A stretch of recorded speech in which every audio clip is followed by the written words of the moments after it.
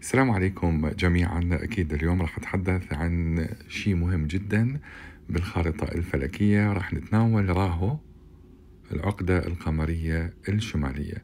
هذه راهو أكيد عندما ما تتواجد بالبيوت شنو تكون دلالاتها؟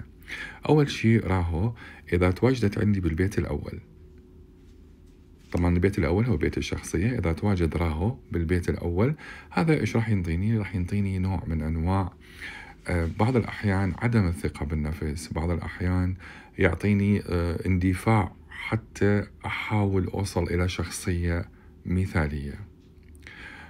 راهو إذا تواجد عندي بالبيت الثاني اللي هو بيت الأموال، تمام؟ راهو إذا تواجد عندي بالبيت الثاني راح يحاول يسوي عندي نوع من أنواع الطمع المالي، ممكن شراها بالمشتريات، ممكن شراها بالطعام وما شابه ذلك من الأمور. راهو إذا تواجد عندي بالبيت الثالث، هذا ممكن يخلق عندي نوع من أنواع التحديات مع الإخوان، مع الأصحاب، وممكن تكون الحياة مو جدا سعيدة ومو جدا مميزة. إذا تحدثنا عن راهو بالبيت الرابع، راهو بالبيت الرابع هنا الشخص راح يحاول أنه، طبعا هذا هو بيت الأم، ممكن يكون أكو نوع من أنواع الصراعات والصعوبات بالتعامل مع الأم.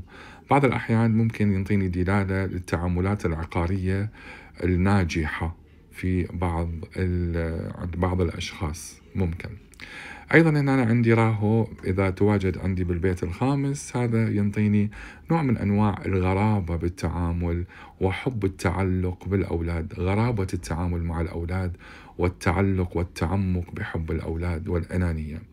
في بعض الأحيان أنه يكون أناني على أولاده، على بناته، حتى من أزواجهم، فهذا يمكن من الأمور السلبية. أيضا راهو إذا تواجد عندي بالبيت السادس رح يكون شخص غريب الأطوار، وممكن أيضا يعرض الشخص إلى بعض الأمراض المستعصية لا سمح الله. راهو إذا تواجد بالبيت السابع اللي هو بيت الزواج والعلاقات والارتباط بالعلاقات، هذا ممكن يوتر عندي العلاقات الزوجية وما شابه ذلك من الأمور. يعني تقريبا هو يعامل معاملة زحل، راهو يعامل معاملة زحل بس أخف شوية.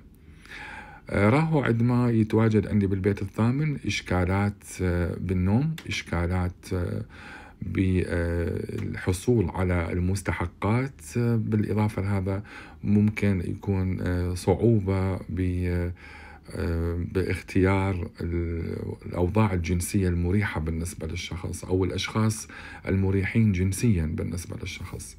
راهو عندما يتواجد بالبيت التاسع ممكن يعرقل عندي دراسة، ممكن يعرقل عندي نوع من أنواع السفر، وممكن يسافر الشخص إلى منطقة مجهولة أو مكان مجهول دون علم المحيط.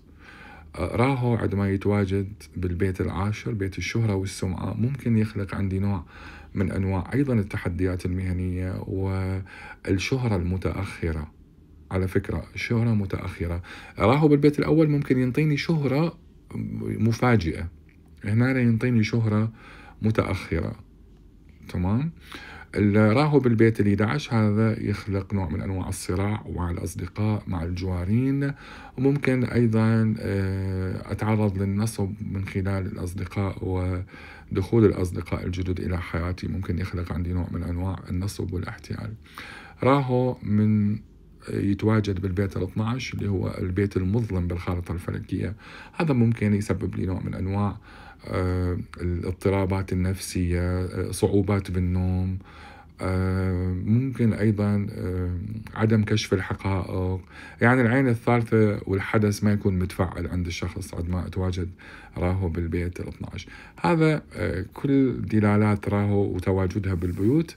أكيد انتظروني بنشر جديد وتفاصيل أخرى عن كويكبات. على فكرة راهو هو يعتبر من الكويكبات، وهو عقدة قمرية شمالية، هكذا تسمى فلكيا. شكرا للجميع. عرفان السباعي.